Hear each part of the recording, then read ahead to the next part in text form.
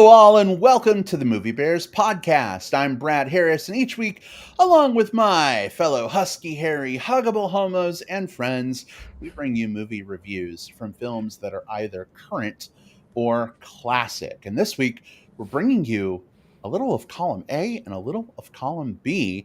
That's right, we are talking about Indiana Jones and the Dial of Destiny.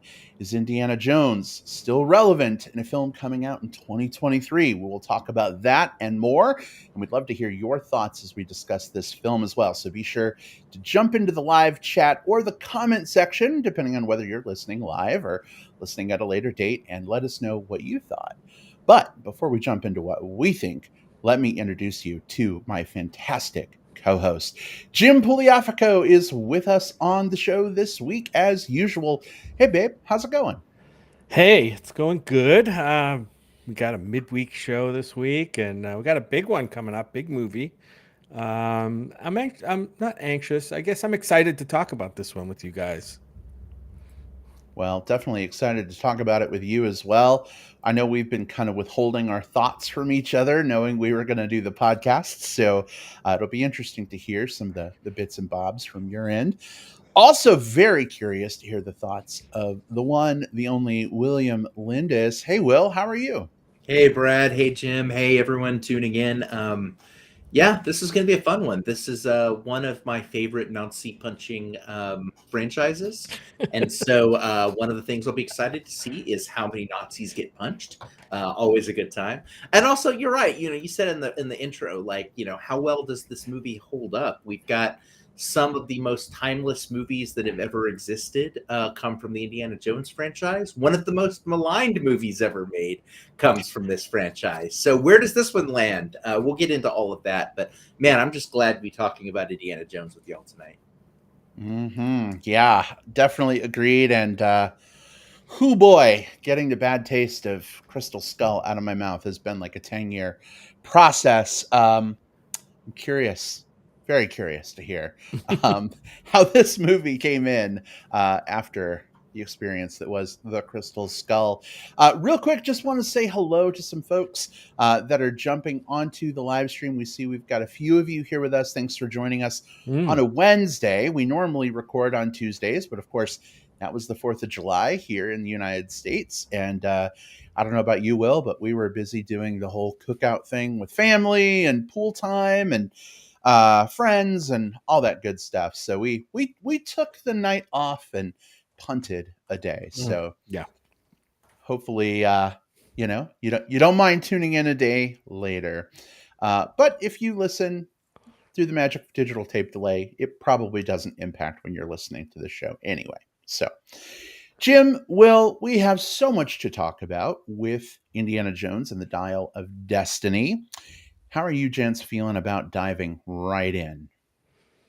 Let's do it. Yeah, let's dial it in. Dial. Nice. It's almost like talking about this movie as our destiny. Right. Dial. What? Right. Let's whip this one into shape. Yeah. I Let's explore like. what this one has to offer. Hopefully, we don't get any video artifacts as we Oh. record. Yeah, we better find out what we have to say so that you can keep up with the Joneses. Okay. All right. Enough. Enough. It is These are time. bad. I love them. They're my favorite part of the show, to be honest. All right. So listen up. We're going to be talking about Indiana Jones and the Dial of Destiny, completely spoiler free for about 10 or 15 minutes. So if you haven't seen the film yet, maybe Crystal Skull left a really bad taste in your mouth and you're not sure if you should catch this one, fret not. We will give you our initial spoiler free thoughts and impressions on whether we think this was a fun ride, whether it's worth checking out in theaters, waiting for streaming, or maybe skipping entirely. But as always, the decision is ultimately yours. So make your own informed decision about what you want to do. We can't tell you what to do. We can just tell you what we think. But we will give you fair warning before we open things up to spoilers. So don't worry. We're not like those podcasts that are like, all right, spoilers are happening now, blah, blah, blah, blah, blah. And then they ruin the whole thing right out of the gate before you have a chance to hit pause. We won't do that. We promise. Anyway, enough preamble. Here we go. Our discussion of Indiana Jones, and the Dial of Destiny.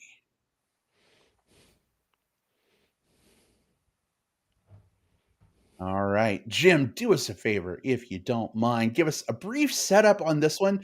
And even more importantly than that, what are your spoiler free, of course, initial thoughts? Is this one worth seeing in theaters or waiting for streaming, or do you think it's totally skippable? Where did you come down?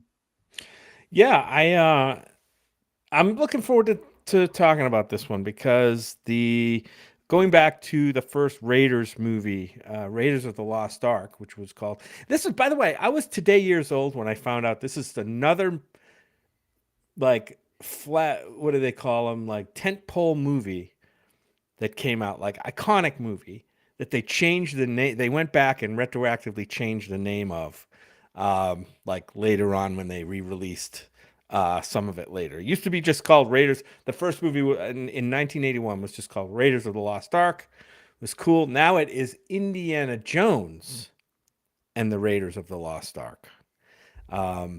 Just like all of these movies are now Indiana Jones and whatever. I don't know how I feel about that. I'm not going to go on a long rant, but I thought the first movie title was just fine. They don't have to all. I don't know. Maybe it's so that when people who alphabetize their physical media or their movies, like they have to have them all like in the same place, occupy the same space. But anyway, but on to this movie, Indiana Jones and the Dial of Destiny. This is the fifth movie in the Indy series, dating back all the way to Raiders, as I said, in 1981. That's like 42 years ago, something like that. Like, that's insane how long ago that movie came out. And in between the first one and this one, we, of course, had Indiana Jones and the Temple of Doom, Indiana Jones and the Last Crusade, Indiana Jones and the Kingdom of the Crystal Skull, and now Indiana Jones and the Dial of Destiny. I will admit up front that I have not seen all of these all the way through. I've seen enough of them, I think, to know that I really like this movie, believe it or not. I love Raiders. It's a classic. Saw it when it was in theaters. Like, blew me away. I just love the adventure, love the characters, love the filmmaking, of course, Steven Spielberg, right? This one here surprised the heck out of me how much I really liked it. I've got some things to call out about this movie that maybe weren't the greatest, and we'll get into some of those, but I really like this one. And I'm going to say, I think this one is worth watching. And really quick, this one is basically Indiana Jones is back. He's racing against time to retrieve another artifact that can change the course of history, called the Dial of Destiny, right? In the movie, there's other names for it, as you'll find out. Yeah, I like this one a lot. Here, I can say what I liked about it is that besides the filmmaking, I liked there's a character in here that I'm not even sure why the character is in here. It's almost like every one of these movies has to have a kid in it. Like, or at least since after the first movie has to have a kid in it. But the kid in this one was really good. Like me and kid actors and kid characters. This one was really good. He wasn't the wisecrack a minute, like pratfall kind of character. He was good. They kind of restrained a little bit on the precocious kid front. And I appreciated that about the movie. I like the cast here. Of course, we have Harrison Ford as Indiana Jones. Phoebe Waller-Bridge is in this one. And by the way, I'm only going to mention cast members who I don't think are spoilers, because there are some cast members here that I do think are kind of spoilery. And we'll get into those when we get into spoilers. But Toby Jones is in this one. Mads Mikkelsen, I think, is good in this. I always like Mads Mikkelsen. But yeah, a really good cast. And this one had my attention all the way through. I think it's a little long. I think it's a little over long. This movie is 2.5 hours long, and it did kind of feel like 2.5 hours long. I thought there's a lot of action. I mean, it's action packed. I thought maybe they could have trimmed some of that, perhaps a little bit to get this movie down, because it did start to feel really long after the 2 hour and 10 minute mark or so. But yeah, I think this one is worth going to see. That's my assessment. I think it's worth getting out there to see this one on a big screen, if you can, and if you want to. All right. Well, thank you so much for your initial thoughts and the rundown of this film. Appreciate you very much, babe. Well, how about for you? How did this one strike you? Yeah, so if Jim really liked this one, I kind of liked this one. So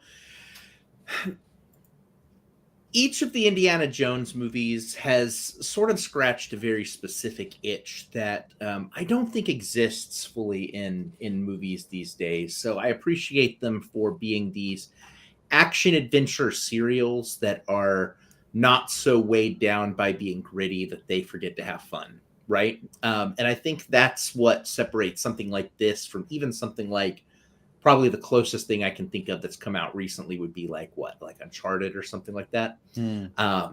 As everyone, I love the hell out of Raiders, and I Temple and Last Crusade. I think I have a little box set of the three of them on VHS somewhere that I used to watch just over and over and over again.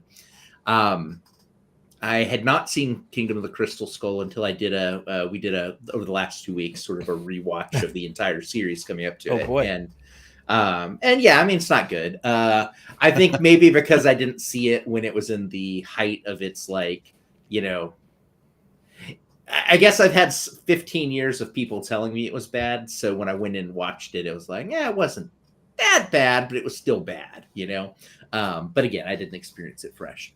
Dial of Destiny, I think, is a rebound from that. I think director James Mangold does a really good job of capturing what makes Indiana Jones work. What really works for me are the action adventure set pieces. I think those are always really fun.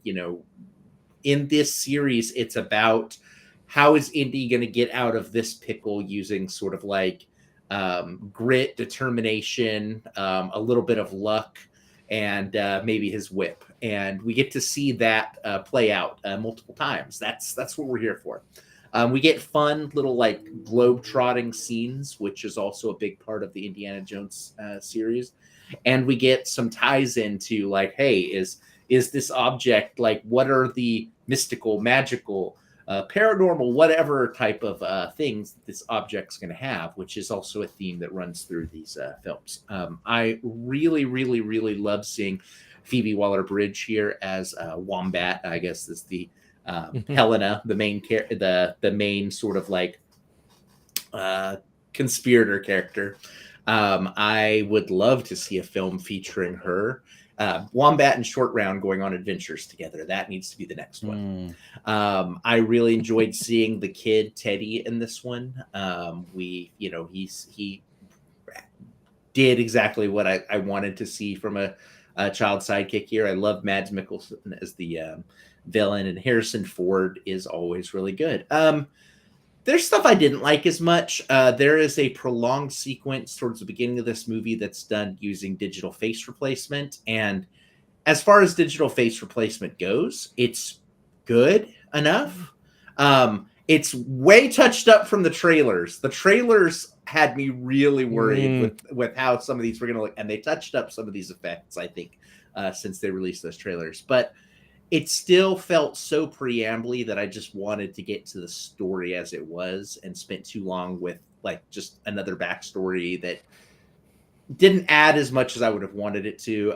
Some of the cameos and some of the supporting characters sort of felt like they were underwritten or had to be written out because they just didn't fit into certain scenes. And so it just felt like there was a little bit of a choppiness with sort of who was going to be where on the adventure. Especially again with some of the cameos and the end sequence. We'll talk about it specifically when we get to spoilers, but once we get to the end sequence and sort of everything's laid bare, it feels like it just stretches and belabors the point a little longer than it needs to. So did I love this one? No. Is this one a rebound from the last one? Absolutely. And I think that's probably enough for most people to want to go see it. So if you want a redemption from Kingdom of the Crystal Skull, go see this one. If you aren't feeling so inclined and want to catch it when it's available for rental later, I think that's okay as well. All right. Well, Will, thank you so much for weighing in on this as well. That was a lot of W words right in a row. I'm really surprised I didn't flub them. Yeah, wonderful. Oh, me. I think I come down probably closer to your end of the spectrum, Will, than I do on yours, Jim. Even though I think we rated the movie the same on Letterboxd, Jim.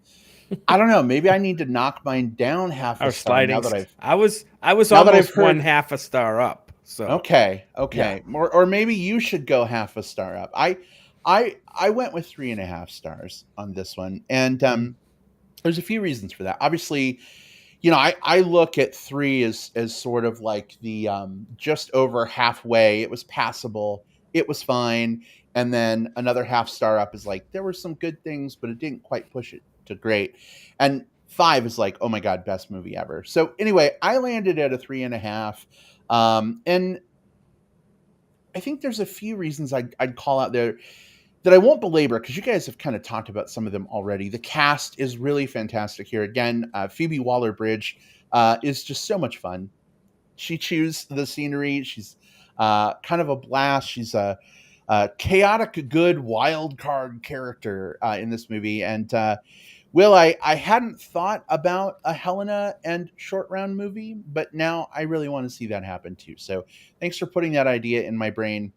Hopefully it goes into the brains of the people who actually make these things happen down the road someday. But I really want to call out Mads Mikkelsen here as just being a phenomenal villain. That guy, man, he always brings the goods. And I think he did a pretty good job of playing a motherfucking Nazi in this movie. So good on you, Mads Mikkelsen. Harrison Ford, man, I think he did fine. Will, you mentioned the prolonged sequence at the beginning. It's all over the trailers, so it's no surprise that they've done some like deep fakery stuff to make him look, 40 years younger again. The problem for me with that was that Harrison's voice no longer matches that 40-year younger face. So when 1981-ish, which is really like 1942-ish, Indiana Jones is talking. He's talking like this, very gravelly, and he very honestly sounds like he's 70, instead of sounding like he's 35. And it was kind of distracting for me a little bit. Also, some of that CGI was not good. I'm just gonna say it. It's not that you like saw his face stay in place as his head moved. It's not like Lawnmower Man VR bad CGI, but like there's sequences where like action is happening and like they're trying to keep the face on his body, and they're doing a good job with that, but like the CGI on his body, like how his arms move or his legs move when he's running, it just looks terrible, unfortunately. So I don't know. I think we could have done without that whole past sequence and just jumped right into the beginning of this story and been just fine. I enjoyed the adventure. I think it was a good ride. But I enjoyed my Indiana Jones most when there's small elements of supernatural happening. And I think with Crystal Skull taking us to aliens and this one dealing with another beyond small elements of supernatural and something giant and huge that we'll talk about in spoilers, they're just, I don't know, these movies are kind of coming off the rails for me a little bit. I'd like them to be just, I don't know, more grounded in reality, I guess. But these are fantasy action adventure movies. If they're going to go all in, if they do another one, I don't know what they're going to do from here. But I hope they kind of tone some of the super fantastic stuff down a little bit. But it was a fun ride. I had a good time with it. Definitely way better than Crystal Skull. I like your word, Will, about this being a rebound. Maybe this is the rebound boyfriend of the Indiana Jones movies, and it's a stepping stone to get us to like a really, really great indie passing of the torch movie, maybe down the road somewhere. We'll see what happens, but I'm glad we saw it, but not the best Indiana Jones movie for me. You mentioned. Go ahead, Jim. Go ahead. No, you mentioned some of the CGI stuff, and I have a couple thoughts on that. One is, I wonder if it's because we obviously know that Harrison Ford is not that young anymore. So when we see him on the screen, it presents to us kind of a conflict, right, within our brains. Like, I'm seeing young Harrison Ford in this new movie, but I know it can't be really Harrison Ford. So our brain is like at a dissonance, kind of. I think some of that is going on because I thought visually, I didn't think the face stuff was that bad. I thought it was pretty good. I had some issues with there was I'll just call it a train scene at the beginning. I thought the train scene went on way too long, and there was some really janky like action CGI going on. There was one scene of him like running across the top of the train that I thought looked really, really bad. Um, and I could have done with, so I think if that train scene was shortened, I mean, if you think back to the first Indiana Jones movie, you had that first sequence, right, where he's in the cave and he's trying to get the relic, and the things are shooting out, and he finally gets there and he grabs it, and then he runs out, and the stone is coming down, and then the indigenous people are there, and they're running after him, trying to kill him, and then that seemed like it was maybe what, 10 minutes long at the most, and it's set up like it's set up a lot. And I think they just had, for some reason, they felt they had to go very, very long on this train sequence. And I wish it was more of kind of in the vein of that first scene or that first action sequence in in the first movie in Raiders. A parallel that I would draw, and I think that this is certainly going to be a taste issue for me, but I worry that with all of the deep fake digital face replacement, which I think is really good technology and has really good applications and uses, like in film, right? I think you can do some touch-ups, you can do some fill-in shots, you can finish a sequence after an actor is passed or gone from the franchise, whatever, pretty cleanly. But this de-aging for the sake of de-aging stuff, I remember an era where you could just cast another younger, similar looking actor and have someone say Indiana at some point, and you just go like, okay, this is younger Indiana That Jones. guy's Indiana. Yeah. And then, even though it doesn't look anything like it. And then we're pulled right into it. A great example of this was the third movie. At the beginning of The Last Crusade, we see a shot where it's like a bunch of Boy Scouts in a cave as this like guy with like a hat and jacket are doing grave robbery, and you first think maybe that's Indiana, but then you realize that one of the Boy Scouts, played by River Phoenix, is playing a young Indiana Jones. And all you have to do to know that that's that is when the kid sitting next to him goes, "Are you sure this is okay, Indiana?" or whatever he says, and you go like, "Okay, yeah, this is young Indiana." So you could have very easily gotten just a younger actor here. Think about when they did. It doesn't have to be him, obviously, for reasons, but Alden Ehrenreich, who played young Han Solo in the Solo series, that could be really good. Just get a newer, younger actor, make that scene shorter, play through that sequence, and then move into the movie. Perhaps, but this movie's in a trap when it comes to that, because it's the fifth movie.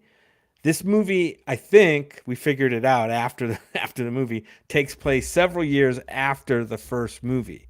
So we've already, in our minds, we already know what Indiana Jones looks like, what young Indiana Jones looks like. If they put another actor there, then it's like, okay, you're going from Harrison Ford, young Indiana Jones, to some other dude back to Harrison Ford. I think the continuity just doesn't really work very well, because, like I said, this is like, I think the first part of this movie is about 10 years or 15 years after the events of the first movie. Well, then I'll say this: if they fall into that trap, they're the ones that are making this movie, so they could have just not written themselves into that trap, right? That's true. That, it's that would, yeah. But I mean, but Nazis. Yeah, they had to have Nazis. All right. Well, listen. I wanna preserve a big chunk of time to talk about spoilers. Yeah. I'm sure we could keep talking about non-spoilers, but let's give ourselves that protected time. Jim, Will, are you both on board with that? Yes. Let's do it. Yeah. Let's dig in. Well, in that case, let's talk about how Indiana Jones and Dumbledore meet up at the end. Oh, wait. No. Shit. I promised. No, I'm just kidding. Yeah, how Indiana right. Jones was a ghost the whole time? No, he meets right. Exactly. He meets Han Solo, not Dumbledore. Okay. All right. Fine. Listen, spoilers.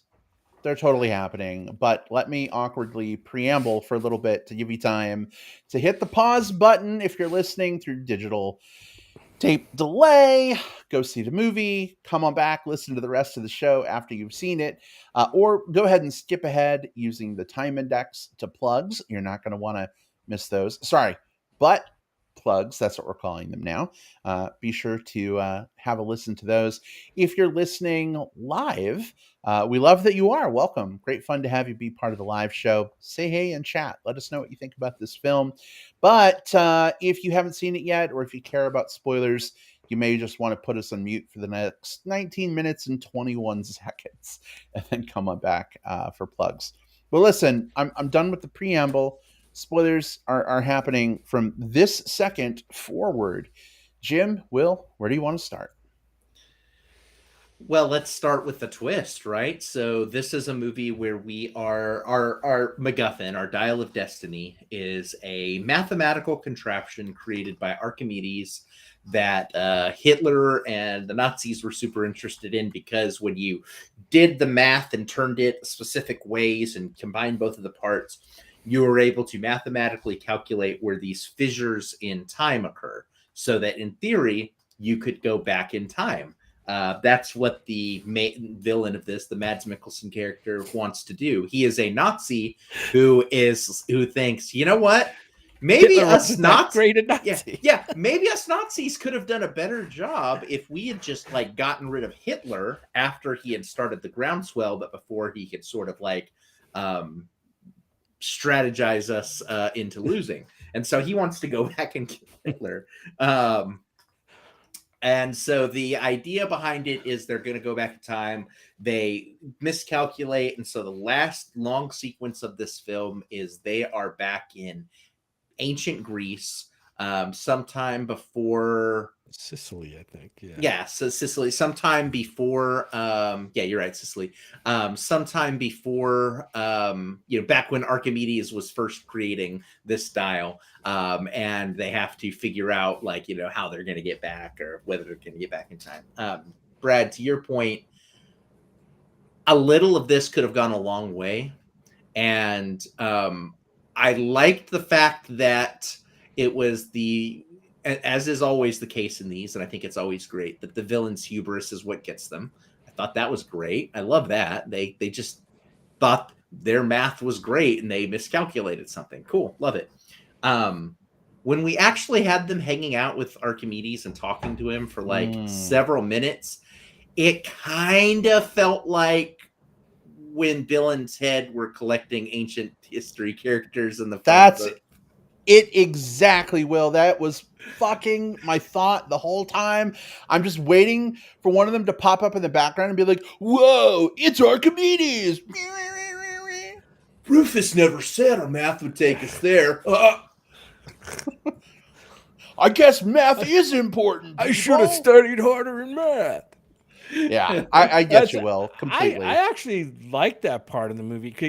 It was not done in the same way as, Bill and Ted was a comedy, and everything they did in there was done for yucks and for laughs. In this, I thought it had some resonance to it. I really liked that part of it. Of course, the whole thing was fabricated around Archimedes, contraption. This is like in 200 to 300 BC, I think, where they kind of eventually end up back in time. And, I really thought this movie was going to go for it. Like at one point, Harrison Ford's like, I think I need, I'm done. I think I need to stay. I want to stay. This is kind of the end of my life's work. To be here is amazing. I thought that was kind of cool, even though we all know about the time paradox, right? If we leave Indy there, right, we've fucked everything up. Maybe, I don't know. In kind of the timelines, but I just kind of dig the idea, or what's the word I'm looking for? The lyricism of him getting to the end of his journey and his career, and ending up in an ancient time, like an archaeologist basically kind of getting to live in one of those times. I think that idea is kind of cool. You guys may or not have liked the way it was executed, but I thought it went pretty well for me. Yeah, there's a couple things there. One, that can never happen because if an archaeologist, from 1969 or whenever this movie was set, it was 69, right? The moon landing. Yeah, I think they. Yeah, I think. but Yeah, they got it. Yeah, but if an started in like archaeologist, 39. Yeah, yeah, but if an archaeologist from 1969 goes back to ancient Sicily and is hanging with Archimedes, I mean, all the knowledge that he has, butterfly effect, he's going to destroy the whole future of humanity, probably, and create many multiverses. Jim, your favorite thing ever. we don't We have could to have show had those multiverses. I don't. we could have had Indiana That'll be the Jones and the next movie. multiverses of No, madness. I don't want it. That's the next movie, Indiana Jones and the Multiverse of Destiny. Please no, please. Can we just Exactly. I'm like with you. like voodoo? Cool, love it. Glowing rocks? Cool, love it. A chalice that glows when you drink from it? Super cool. But really jumping neat. in I around in want one. multiverses, no. Jumping around through fucking time after motherfucking aliens in the last movie? Enough already. Jesus fucking Christ, Indiana Jones. No, it's I don't know. I had a moment with this where they're in the tomb of Archimedes after it took, an hour and a half to get there. And Archimedes is wearing a fucking wristwatch. And I'm like, oh, great. Here we go. Obviously, they end up traveling through time, and this is how Archimedes gets a wristwatch. And it took another 45 motherfucking minutes to get back into the past and have Archimedes, salvaging a wristwatch. So I don't know. I appreciate planting the seed, but like, you're just sitting there waiting for it to grow the whole time so you can get the thing fucking over with. So. Well, it also comes from a show don't tell perspective for me. Like, I do think that the idea of an archaeologist deciding whether or not he wants to live in the present or live in the past, I do think that's a poignant question. I don't know that it was handled poignantly, and I think that's more my problem: the execution than the thought. Here, Indy never gets the chance to make that decision. So that decision is wrestled from him when he gets knocked unconscious and brought to the future. So we have a lot of basically hand wringing over something that he ultimately doesn't get to choose, which he gets assaulted by the woman that he's with. And I think that that's a fair move from her perspective. I can see why she would say, hey, this is a shitty thing to do. I get, all the in-character reasons are there. But from a kind of a narrative, a thematic perspective, it just feels like it takes us on a journey that doesn't go anywhere. Yeah. A more interesting version of that for ending for me would have been if we don't really do, like, if the final sequence doesn't happen in the past, but it happens as they're trying to wrestle control from the plane or something like that, as they're approaching the time vortex. And then if you wanted to have Indy say, you know what, I've got a way out of this, and he puts the chute on them so that he can then take the plane through, and then it closes, and then they find in the tomb like the whip or something like that, and you got to see, like, cool, he got to do stuff in the past, that's awesome. We didn't need to spend that time going through that decision with him to have it wrestled away. You can, again, it goes to that show don't tell, like we saw with the Ark.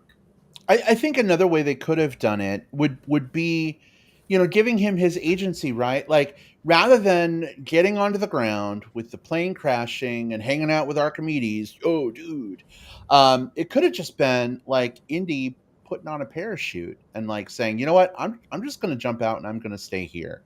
And then Helena tries to convince him, and he ends up like staying and not jumping out of the plane. And the plane immediately goes back through the vortex, and we're back to the future. Simple, easy. We would have needed 25 minutes, of being back. Or if he died there. Or if he died there. You know what I mean? That's a possibility too. Without, he could die there and not change much about the course of, the course of history. When you guys mentioned the plane, I thought it was really cool that there was a sequence before they took off in that whole plane, that whole kind of ending sequence, where it was very reminiscent of the plane scene in the first movie. If you guys remember that, remember the fight in the in the desert where the plane was. There was the way that scene was. It wasn't a direct ripoff, but it was. You could tell there was homages in there to the plane sitting out there on the tarmac. They're having a fight around the plane. There's the barrels of fuel. The propellers are whirring as people are walking by. All that was one of the highlights of the first movie, and I thought it was wonderful that they kind of did a little kind of homage, I guess, to that scene in here. That was really cool. We talked about character spoilers and actor spoilers. I really wanted to see Karen Allen in this movie, and we did get her at the end, at the very end. So I think if I didn't want to mention her name as part of the cast because I think it's a spoiler to mention her because I don't think she appears in the trailer at all, and it is kind of a surprise that we see her show up at the end, which I thought was really cool. She's she's one of the touchstones of the Raider, certainly from Raiders, and I think she was in one or two of the other movies. Will, you would probably know better. She was also in Kingdom of the Crystal Skull. She shows back up, and there's some adventure that happens there, which I guess we're going to spoil. I want to spoil Kingdom of the Crystal Skull real quick, just because. Why not? The end sequence of that is basically them getting married. Is Marion and Indy getting married. I kind of did not enjoy that they rolled that back at the beginning of this one, just to have it land. Like they had to break them up just so they could get back together again. Something split them up, obviously. Yeah, right? Yeah. And I get why. They explained it good in universe, but I would love to have seen an Indy that was just like, all right, honey, I'm gonna go on an adventure, and has that part of his life, to put together. But here's the cool thing. I think that's balanced out by having Shia LaBeouf killed off screen. That made me really happy. Really happy. You're not a Mutt fan? No. By the way, Magic Mike Lovins is in the chat. Hey, Mike, good to see you. Jim, he says there was a character poster of Marion. So totally not a spoiler that she was in. There was movie. for this movie. Yep. It was marketed. Isn't that weird? Because the way it was treated in this movie, at the beginning of the movie, it's like, okay, they're split up, they've gone their separate ways, right? As far as we're concerned as viewers, we might never see her again. But then, sure enough, at the end, it's kind of a surprise. It's kind of a surprise, and therefore, I claim it would be a spoiler to know she was in the movie. But I don't know, Mike. Thanks for that. I didn't know that she was on a poster, unless it was a poster that called back to the first movie. And sure, I don't know, maybe. One thing I'd like to talk about is something I really did enjoy. There's a sequence where the characters are basically doing the final crypt, so to speak, right? They're like they figured out where the second where Archimedes was buried, and they're working their way through, and they're all kind of split up because of reasons, and the bad guys are there too, and they're having to solve puzzles and make it a little bit further, and they get separated some more and having to split back through the caves and take turns rescuing each other. That felt very Indiana Jones to me. Indiana Jones, my favorite part of an Indiana Jones movie is when he's having to solve some shit and the bad guys are making him complicit, or when they're having to do some death-defying stunts to escape from something, like the minecart scene from Temple of Doom. I really liked that sequence, and we got to see all of the characters doing some stuff here. Teddy, the young character that accompanies Wombat and Indy through here, I thought he got to really do the most during this sequence here. He seemed very capable, was sort of sneaking his way through, but while also was remaining pretty smart about the choices he made. I just really enjoyed that. Yeah, and it was a mostly with his character. It was the way it was written. It was mostly a believable, young teenager kind of character, right? He wasn't super heroic, right? Like, young teens are not going to be super heroic and super capable. But he wasn't, a babbling, joke machine either. So I love the line that they walked with that character. Can we talk a little bit about the score for a minute? Sure. Yeah. All right. So John Williams did the score for this Oh. movie. I know because there was a big old flash of his name at the end of the movie. I was a little let down by the score, Really? honestly, to the point that I didn't think it was John Williams who did the score until I saw the big flash of his name. And I think one of the reasons I was disappointed was we didn't really get the rousing Indiana Jones theme during the movie itself.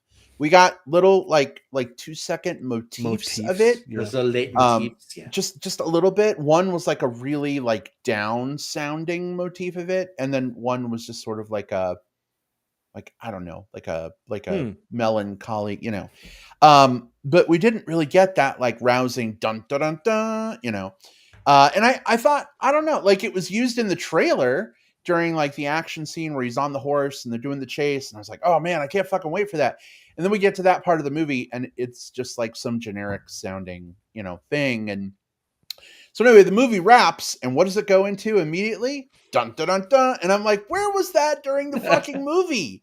Like these movies are all about nostalgia. Why are you leaving that on the table? I don't know. I was waiting for it the whole movie and got it in the credits, and it was a bummer. I'm sorry you didn't get it. And I think as filmmakers, they probably are walking that line of like, yeah, we want to give them some, but we don't want to basically copy ourselves all the time. I don't know. It's if we just keep doing it, the same thing over and over, it's like, it's incestuous a little bit. I don't know.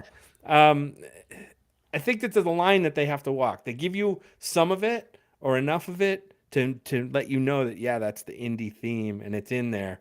But if we go full on Raiders, now it's just Raiders again. Why did you even hire me? I don't know that to me, I don't know that it's necessarily them not wanting to copy themselves, because I think that nostalgia is a big selling point, right? Like that's why you have Indy, that's why you have them. I think more so there's this trend that's happening right now in storytelling where there are a lot of stories that are about stories. In other words, like when you make a new version of an Indiana Jones movie, it's not necessarily just an Indiana Jones adventure. It's an Indiana Jones adventure that is a meta commentary on Indiana Jones and his legacy. When you see a Star Wars movie, it's not just a Star Wars movie, it's a commentary on the legacy of these characters or the thing. And that's true with just about anything that kind of gets a new version. So I think that happens in the score process as well. When you're recontextualizing your film and saying, okay, this is a character who has spent his whole life studying artifacts and now he's afraid that he's going to become one. Let's recontextualize the theme to make it sound more somber or more downtrodden or more whatever. I say all that not because I think that it was a good decision, but just sort of thinking about how it fits into the landscape. What I would have liked to have seen here is a big rousing theme as At some least like once, over right. the top. Yeah, I want goofy fun adventure in my Indiana Jones movies, because that's part of the joy and that's part of the thing that we don't get in movies quite as much, where he is able to whip from something and swing across and grab the girl. These are adventure serials, and I really want that like over the top fun, like magazine cover adventure element to pop out, and the score needs to accompany that in my eyes. Yeah, I think at least I remember that the difference between Raiders and Temple was huge in terms of like, we're going to throw more goofiness into Temple, and they did. Um, and as an indie fan, I did not appreciate that. Like, I appreciated the classic, Raiders, Indiana Jones. Some of that goofiness, yeah, snakes. I hate snakes. Whatever. That stuff is okay, and there was a riff on that in this movie too, which made me kind of roll my eyes, like we didn't really need that. But yeah, I don't know. I think they tipped too far over the line in Temple and maybe in Kingdom of the Crystal Skull. I don't know because I didn't really get through that whole movie. But I just hate when they say, "Oh yeah, Indy's really funny when he does his goofy stuff, and we get this kid in there, and we can make it even goofier." And then they mash the pedal to the metal on that and lose the whole flavor of the characters and the story. So I think it just comes down to taste. You know what I mean? And like what your tastes are. And it's something interesting here is it is interesting to sort of look at the kid characters because we've really had two in this franchise so far, Short Round and Teddy. And Well, wasn't Shia kind of a kid character? he was Sidekick? old. He was a little older, but he was old yeah. enough to like enlist, and like enlisting in the military was like one of his like things. Yeah, So but he was an adult like at that point. So, but what I'm getting is like I think it's interesting that they like. I would argue that aside from maybe Marion, I think Short Round is probably one of the most captivating and most interesting characters that the Indiana Jones franchise has put out so far. And with Marion and him, I think the big reason for it is chemistry with Indy. In fact, I would argue that the single most amount of heart that this franchise has ever had is the scene where like Short Round is like trying to burn Indy with the torch and telling him like, hey, I love you, Dr. Jones, wake up, like it's, I don't know where that would have fallen here because I don't need exactly that, but as much as I loved all of the characters individually here, one thing I was missing is a little bit of that, like, Indy plus sidekick chemistry. There was good chemistry with Marion. There was good chemistry with Short Round. And there was good chemistry in a different way with Sean Connery as the father. I just didn't have that chemistry here. They didn't try in this movie. It was obvious to me. Teddy was not Indy's sidekick. He was Helena's Wombat's sidekick, right? Yep. He was not. He definitely was not Indy's sidekick. So you weren't going to get that. And I like that. I like the relationship that Helena. Now Helena's not our main character, but I mean, her relationship with Teddy I really liked. So yeah, you're not going to get that. Indy kind of bristling at the little kid and the little kid tugging at his heartstrings. This movie just never went for that. Not sure why they didn't, but I did like the twist of Teddy being kind of a sidekick to Wombat. Well, one of the things that's interesting about Wombat and Teddy is they already have a dynamic, and it kind of puts Indy on the outside of a bubble that he's got to work his way into. And I did find that interesting, but Will, I agree. I kind of miss the like curmudgeonly acceptance of a kid and like, letting them be involved in things and the kid coming to the rescue. But we've been there, done that how many times in these movies? I don't know. But try something new. Yeah. And I think it passably worked. A final question, I think, before we get to some plugs. If we're to get another Indiana Jones movie after this one, should it be a handing of the torch off to Helena? Should it be Indiana Jones dying? What do you think? I'd love to see that. And I thought this movie was going to go there. I actually did for a while. I haven't been reading like about, what these actors want, what the writers want, but I really thought this movie was going to go there, and I totally would have been fine with that. And I will be fine with it if they do it properly in another movie, if they have a chance to. I would say that, yes, what I would love to see with this is the next one of these movies called something like, and I'm shooting from the hip a little bit here, like Indiana Jones and the Legacy of the Onyx Obelisk or something like that. Just random bullshit artifacts, okay? But the important thing is that it needs to have the word legacy in the title. And we do a film that is essentially about passing the torch, passing the whip, passing the hat to very specifically Short Round, Wombat, and Teddy as a group. Now that would require plot stuff for them to all come together. You know, Right. maybe after all of this, Wombat and Teddy decide to go on an adventure, and they come across Short Round, who's decided to sort of like try to reclaim artifacts and kind of replace them where they were originally at or in their original countries of origin, and they have to come together to do some sort of thing. That'd be and cool. I would love to see Short Round now as an adult having to deal with like a teen or a kid sidekick, since he was originally the teen or kid sidekick, right? And then whatever I would like to see after that too, whether it's Indy tires, Indy dies, if they make 8 more of these movies, I want all of them to be called Indiana Jones and the something of something, because there is something that harkens back to old adventure serials. Think like the Hardy Boys and the this and this and this, the Hardy Boys and then this and this.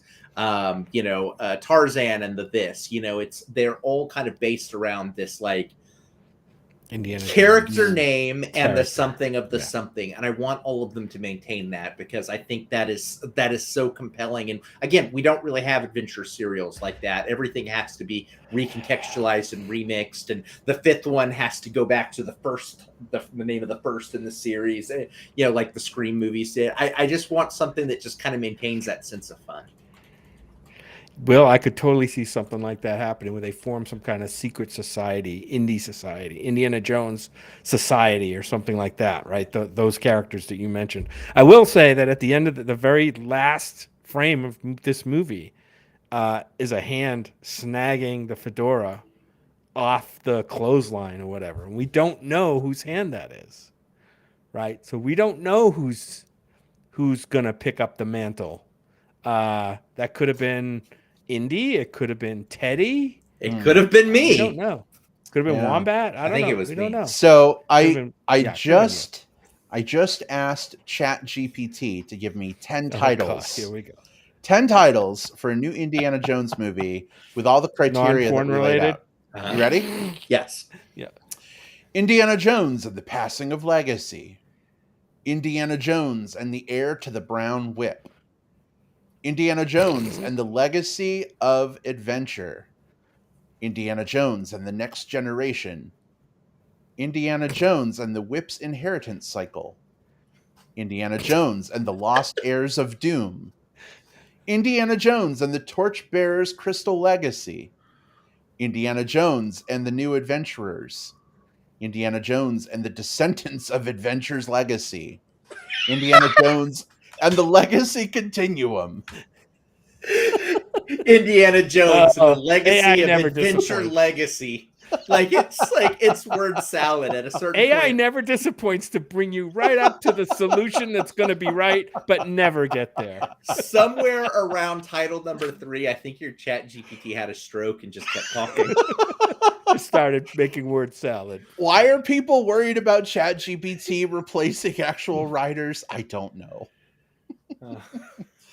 But still fun, super fun. Yeah. I do like what was the second one? The Legacy of the Whip's Passing or something like that. The Heir to the Whip's Legacy. The Heir to the Whip's Legacy. That's I honestly, that could be a theme night, Brad, for certain other activities. Told you not to put any kink stuff in there, and you did it anyway. Yeah. At this point, kink is so much part of my DNA, I can't separate it. Yeah. Your ChatGPT just assumes. All right. Well, as always, super fun discussion, fellas. Thanks so much for weighing in with your thoughts and feelings around this film. It sounds like we all had fun with it to some degree, and that's the mark of a good adventure movie. So, very cool that we did get another Indiana Jones movie. If this is the last one, personally, I'm glad. Kingdom of the Crystal Skull is not the end note of this symphony of action adventure. But we got something else we probably need to do before we end the show. I almost hit the stop recording button, and then I remembered, but plugs. Yes, we have to do our butt plugs before we get out of here. So this is the part of the show We've been doing this for how many fucking years now? We're gonna have fun with it. Butt plugs. There you go. That's the name of this segment. Yep. Let's talk about our butt plugs. Things that we enjoy so much that we want to put them in your wheelhouse, hopefully. Something you might enjoy. Will, why don't you kick us off this week? What is your butt plugs? Yeah, so my butt plug is I actually had a pretty good weekend of just really good movies. And one that I want to draw people's attention to is this animated movie that's on Netflix right now called Nimona. Nimona is based off of a graphic novel by Indy Stevenson. Indy Stevenson did Lumberjanes, did some of the stuff for like She-Ra, like these pretty like specifically styled movies, and it's set in this world that is sort of imagine a medieval world like knights and dragons and stuff like that, but also futuristic. There's flying cars and television and announcers. The announcing of new knights is kind of treated as like a gala / social media event that everyone's tuning into because they're local celebrities, that sort of thing.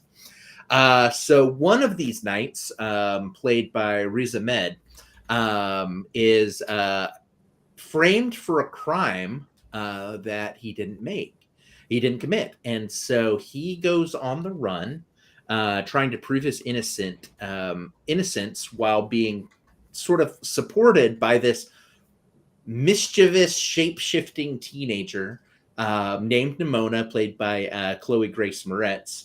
And the two of them go on a lot of adventures together, all while the knight, Riz Ahmed's boyfriend, is another knight who's pursuing them. This is a very gay movie. This is a very fun movie. It's animated well. The adventure is really good. There are a couple elements to it where it's like, okay, it's not necessarily like being subversive for the sake of being subversive and twisting things up. There's certain parts of the story that you're like, okay, I've seen this before, but it's a good story told extraordinarily well. It didn't need to like reinvent 1,000,000,001 different twists, because the story that it told, it knew how to tell it like with heart and with kinetic energy. It's really fun. I needed some fun in my movies over the weekend. I've been catching up on a lot of dramas, which is great, but those can be kind of heavy. This movie is fun. So it's called Nimona. It's on Netflix. You should definitely watch it. So you're saying catch Nimona? Yeah, you need to catch Nimona. Okay. Nice. All right, Will, thank you so much for that. Jim, what have you got this week? There's a movie that kind of came onto my radar a while ago, and I finally caught up with it. I think it was a movie that won like the second place award or whatever at Cannes a year or two ago, last year, 2022, called Close. That's the name of the movie, Close. Yes. And it's about a friendship between two 13-year-old kids, Leo and Remy, that suddenly gets disrupted, and struggling to understand what has happened. One of the kids, Leo, approaches Sophie, Remy's mother, and I really love this film. This is right up my alley. It is a drama. It's a tender, poignant, I would say very emotional drama, I would say. It's a film about friendship and kind of the fragility of we've all had childhood friendships that we maybe think about once in a while. Maybe we've stayed in touch with these people. Maybe we've lost touch. But childhood friendships are special, right? And we remember how special they were. And that's what this film is about. And it's also about how the pressures and the cruelty that's in the world can attack those friendships. This movie has elements of, toxic masculinity kind of rolled through it, and the terrible effects of that on this relationship, on this friendship. It's called Close. It's Belgian, so yeah, you'll have to watch with subtitles. Sorry. It's by a director, Lucas Dont, who I looked at his IMDb. He did a movie called Girl, which I don't think I saw that one. But man, I'm going to be watching for this director. He also wrote and directed this.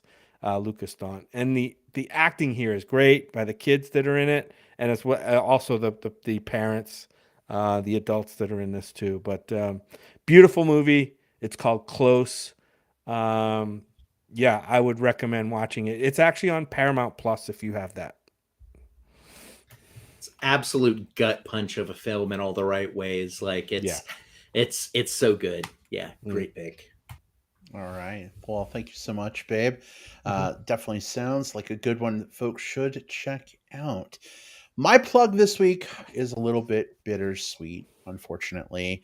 It is both exciting to have something new, but sad to also say goodbye, at least in part.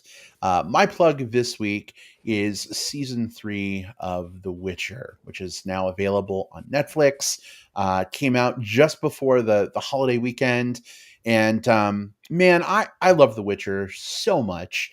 I've been so looking forward to this new season. But I'm not looking forward to Henry Cavill exiting the show at the end of this season. I'm really just getting into the season so far. Great to see him back, and he does Geralt of Rivia so well. But as we all know, Henry Cavill is exiting the show, being replaced with Liam Hemsworth. It's a whole kerfluffle. Henry Cavill had Superman commitments, and then he was replaced on Witcher because of that, because he couldn't make the shooting schedule. And now James Gunn is like, nope, we don't need you anymore for Superman. Sorry about your luck. I guess we'll catch up with Henry Cavill for his Warhammer movie, which is coming in like 2026 or something.